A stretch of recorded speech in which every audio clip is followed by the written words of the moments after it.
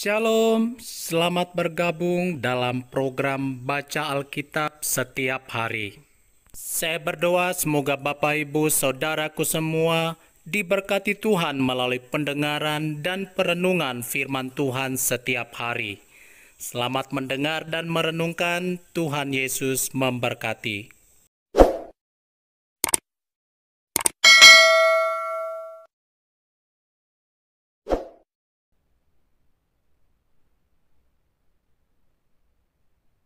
Bilangan pasal 36. Syarat perkawinan anak-anak perempuan yang mempunyai hak waris. Mendekatlah kepala-kepala puak dari kaum Bani Gilead bin Machir bin Manasye, salah satu dari kaum-kaum keturunan Yusuf, dan berbicara di depan Musa dan pemimpin-pemimpin, kepala-kepala suku orang Israel. Kata mereka, Tuhan telah memerintahkan tuanku untuk memberikan tanah itu kepada orang Israel sebagai milik pusaka dengan membuang undi. Dan oleh Tuhan telah diperintahkan kepada tuanku untuk memberikan milik pusaka Selafehat, saudara kami, kepada anak-anaknya yang perempuan. Tetapi seandainya mereka kawin dengan salah seorang anak laki-laki dari suku lain di antara orang Israel, maka milik pusaka perempuan itu akan dikurangkan dari milik pusaka bapa-bapa kami dan akan ditambahkan kepada milik pusaka suku yang akan dimasukinya. Jadi akan dikurangkan dari milik pusaka yang diundikan kepada kami. Maka apabila tiba tahun Yobel bagi orang Israel, milik pusaka perempuan itu akan ditambahkan kepada milik pusaka suku yang akan dimasukinya dan akan dikurangkan dari milik pusaka suku nenek moyang kami. Lalu Musa memerintahkan kepada orang Israel sesuai dengan titah Tuhan. Perkataan suku keturunan Yusuf itu benar. Inilah firman yang diperintahkan Tuhan mengenai anak-anak perempuan Selafehat bunyinya. Mereka boleh kawin dengan siapa saja yang suka kepada mereka, asal mereka kawin di lingkungan salah satu kaum dari suku ayah mereka. Sebab milik pusaka orang Israel tidak boleh beralih dari suku ke suku, tetapi orang Israel haruslah masing-masing memegang milik pusaka suku nenek moyangnya. Jadi setiap anak perempuan di antara suku-suku orang Israel yang telah mewarisi milik pusaka haruslah kawin dengan seorang dari salah satu kaum yang termasuk suku ayahnya, supaya setiap orang Israel mewarisi milik pusaka nenek moyangnya. Sebab milik pusaka itu tidak boleh beralih dari suku ke suku, tetapi suku-suku orang Israel haruslah masing-masing memegang milik pusakanya sendiri. Seperti yang diperintahkan Tuhan kepada Musa, demikianlah diperbuat anak-anak perempuan Selafehat. Maka Mahla, Tirsa, Hogla, Milka, dan Noah, anak-anak perempuan Selafehat, kawin dengan anak-anak lelaki dari pihak saudara-saudara ayah mereka. Mereka kawin dengan laki-laki dari kaum-kaum Bani Manasye bin Yusuf, sehingga milik pusaka mereka tetap tinggal pada suku kaum ayahnya. Itulah perintah dan peraturan yang diperintahkan Tuhan kepada orang Israel dengan perantaraan Musa di dataran Moab, di tepi sungai Yordan dekat Yeriko.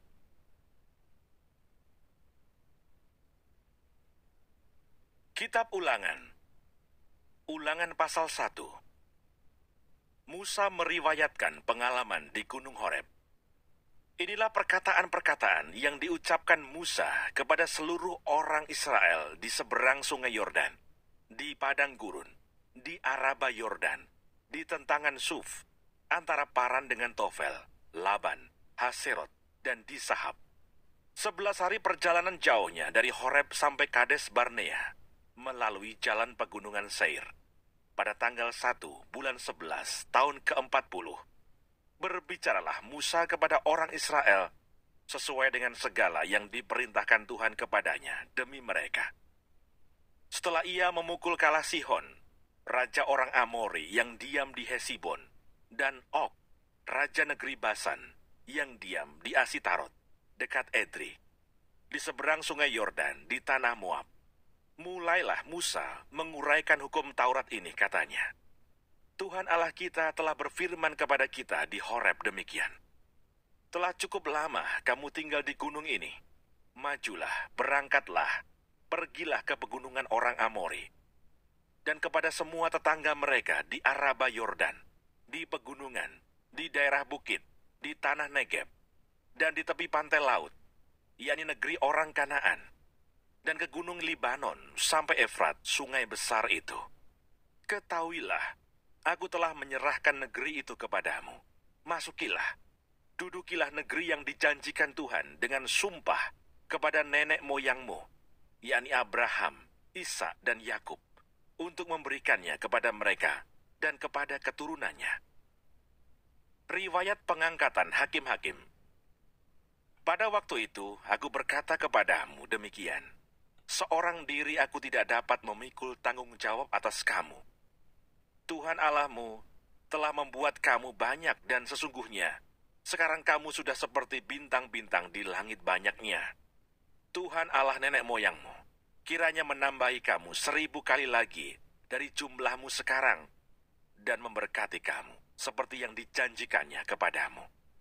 Tetapi bagaimana seorang diri aku dapat memikul tanggung jawab atas kesusahanmu, atas bebanmu dan perkaramu? Kemukakanlah dari suku-sukumu orang-orang yang bijaksana, berakal budi, dan berpengalaman. Maka aku akan mengangkat mereka menjadi kepala atas kamu. Lalu kamu menjawab aku, memang baik apa yang kau anjurkan untuk dilakukan itu. Kemudian aku mengambil kepala-kepala sukumu, yakni orang-orang yang bijaksana dan berpengalaman. Lalu aku mengangkat mereka menjadi pemimpin atas kamu, yakni sebagai kepala pasukan 1000, kepala pasukan 100, kepala pasukan 50, dan kepala pasukan 10, dan sebagai pengatur pasukan bagi suku-sukumu. Dan pada waktu itu, aku memerintahkan kepada para hakimmu demikian, berilah perhatian kepada perkara-perkara di antara saudara-saudaramu, dan berilah keputusan yang adil di dalam perkara-perkara antara seseorang dengan saudaranya, atau dengan orang asing yang ada padanya. Dalam mengadili, jangan pandang bulu. Baik perkara orang kecil maupun perkara orang besar, harus kamu dengarkan. Jangan gentar terhadap siapapun, sebab pengadilan adalah kepunyaan Allah. Tetapi perkara yang terlalu sukar bagimu, harus kamu hadapkan kepadaku, supaya aku mendengarnya. Demikianlah aku pada waktu itu memerintahkan kepadamu segala hal yang harus kamu lakukan. Riwayat ke-12 pengintai. Kemudian kita berangkat dari Horeb dan berjalan melalui segenap padang gurun yang besar dan dahsyat yang telah kamu lihat itu, ke arah pegunungan orang Amori, seperti yang diperintahkan kepada kita oleh Tuhan Allah kita. Lalu kita sampai ke Kades Barnea. Ketika itu aku berkata kepadamu, kamu sudah sampai ke pegunungan orang Amori, yang diberikan kepada kita oleh Tuhan Allah kita. Ketahuilah, Tuhan Allahmu telah menyerahkan negeri itu kepadamu. Majulah, dudukilah, seperti yang difirmankan kepadamu oleh Tuhan, Allah nenek moyangmu. Janganlah takut dan janganlah patah hati. Lalu kamu sekalian mendekati aku dan berkata, marilah kita menyuruh beberapa orang mendahului kita, untuk menyelidiki negeri itu bagi kita, dan membawa kabar kepada kita tentang jalan yang akan kita lalui, dan tentang kota-kota yang akan kita datangi. Hal itu kupandang baik. Jadi aku memilih daripadamu 12 orang dari tiap-tiap suku seorang. Mereka pergi dan berjalan ke arah pegunungan, lalu sampai ke lembah Eskol, kemudian menyelidiki negeri itu. Maka mereka mengambil buah-buahan negeri itu dan membawanya kepada kita. Pula mereka membawa kabar kepada kita demikian, negeri yang diberikan Tuhan Allah kita kepada kita itu baik. Tetapi kamu tidak mau berjalan ke sana. Kamu menentang titah Tuhan Allahmu. Kamu menggerutu di dalam kemahmu serta berkata, karena Tuhan membenci kita, maka ia membawa kita keluar dari tanah Mesir untuk menyerahkan kita ke dalam tangan orang Amori, supaya dimusnahkan. Kemanakah pula kita maju? Saudara-saudara kita telah membuat hati kita tawar dengan mengatakan, orang-orang itu lebih besar dan lebih tinggi daripada kita. Kota-kota di sana besar, dan kubu-kubunya sampai ke langit. Lagi pula kami melihat orang-orang enak di sana. Ketika itu aku berkata kepadamu, janganlah gemetar, janganlah takut kepada mereka. Tuhan Allahmu yang berjalan di depanmu, dialah yang akan berperang untukmu, sama seperti yang dilakukannya bagimu di Mesir, di depan matamu, dan di padang gurun, di mana engkau melihat bahwa Tuhan Allahmu mendukung engkau, seperti seseorang mendukung anaknya, sepanjang jalan yang kamu tempuh, sampai kamu tiba di tempat ini. Tetapi walaupun demikian, kamu tidak percaya kepada Tuhan Allahmu, yang berjalan di depanmu di perjalanan untuk mencari tempat bagimu, di mana kamu dapat berkemah, dengan api pada waktu malam, dan dengan awan pada waktu siang, untuk memperlihatkan kepadamu jalan yang harus kamu tempuh. Riwayat hukuman atas Israel.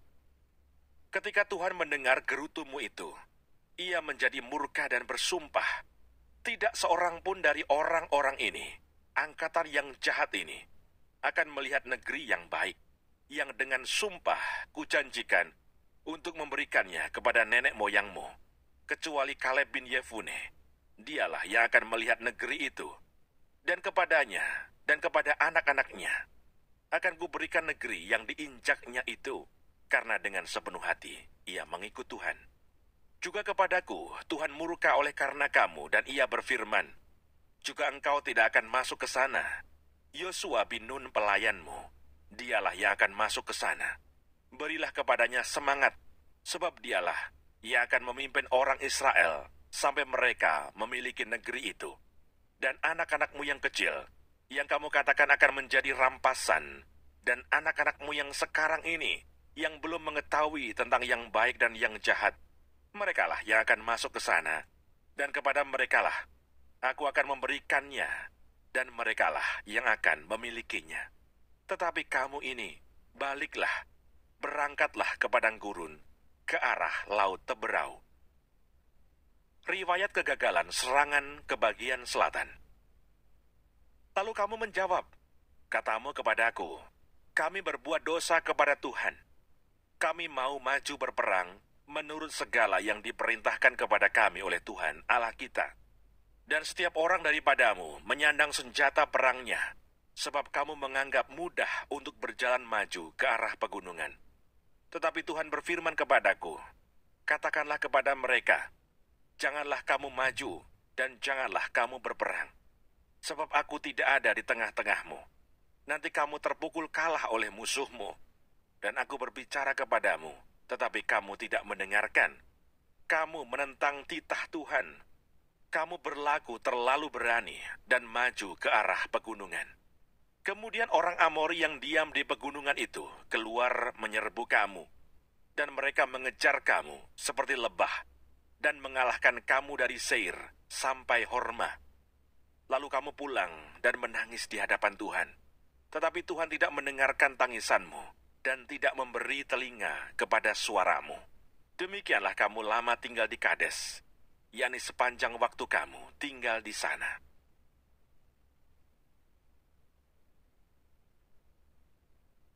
Ulangan pasal 2. Riwayat perjalanan di padang gurun. Kemudian kita balik dan berangkat ke padang gurun, ke arah laut Teberau, seperti yang difirmankan Tuhan kepadaku. Lama kita berjalan, keliling pegunungan Seir. Lalu berfirmanlah Tuhan kepadaku demikian, telah cukup lamanya kamu berjalan keliling pegunungan ini. Beloklah sekarang ke utara, perintahkanlah kepada bangsa itu demikian. Sebentar lagi, kamu akan berjalan melalui daerah saudara-saudaramu, Bani Esau, yang diam di Seir. Mereka akan takut kepadamu. Tetapi hati-hatilah sekali, janganlah menyerang mereka, sebab aku tidak akan memberikan kepadamu setapak kaki dari negeri mereka. Karena kepada Esau telah kuberikan pegunungan Seir menjadi miliknya. Makanan haruslah kamu beli dari mereka dengan uang, supaya kamu dapat makan. Juga air haruslah kamu beli dari mereka dengan uang, supaya kamu dapat minum. Sebab Tuhan Allahmu memberkati engkau dalam segala pekerjaan tanganmu. Ia memperhatikan perjalananmu melalui padang gurun yang besar ini. Ke-40 tahun ini Tuhan Allahmu menyertai engkau, dan engkau tidak kekurangan apapun.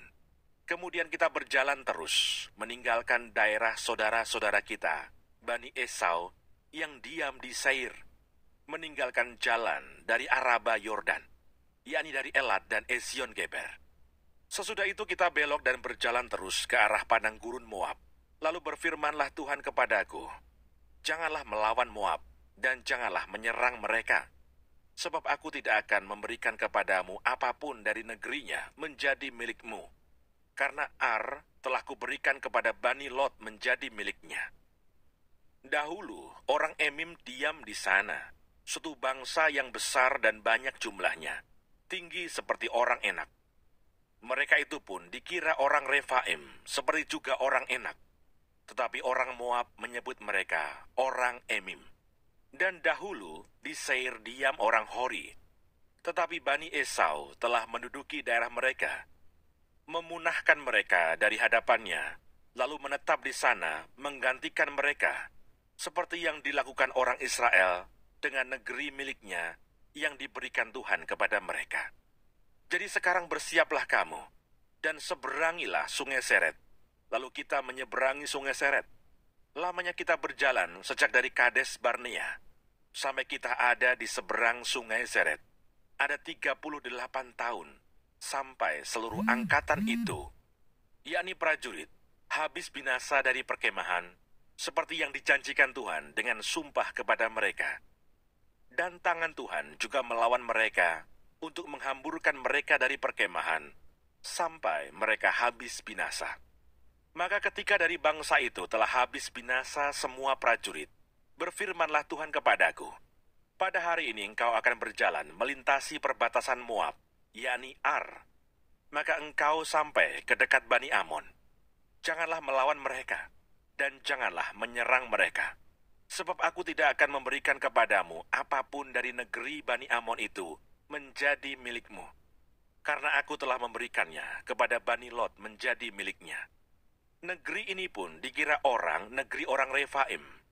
Dahulu orang Refaim diam di sana, tetapi orang Amon menyebut mereka orang Samsumim, suatu bangsa yang besar dan banyak jumlahnya, tinggi seperti orang Enak.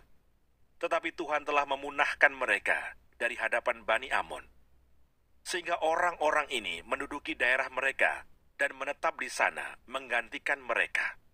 Seperti yang dilakukan Tuhan bagi Bani Esau yang diam di Seir, ketika ia memunahkan orang Hori dari hadapan mereka, sehingga mereka menduduki daerah orang Hori itu dan menetap di sana, menggantikan orang-orang itu sampai sekarang. Juga orang Awi yang diam di kampung-kampung sampai Gaza, dipunahkan oleh orang Kaftor yang berasal dari Kaftor. Lalu orang Kaftor itu menetap di sana, menggantikan mereka. Bersiaplah kamu, berangkatlah, dan seberangilah sungai Arnon. Ketahuilah, aku menyerahkan Sihon, Raja Hesibon, orang Amori itu, beserta negerinya ke dalam tanganmu. Mulailah menduduki negerinya, dan seranglah Sihon. Pada hari ini, aku mulai mendatangkan ke atas bangsa-bangsa di seluruh kolong langit keseganan dan ketakutan terhadap kamu, sehingga mereka menggigil dan gemetar karena engkau apabila mereka mendengar tentang kamu. Riwayat peperangan melawan Sihon, Raja Hesibon.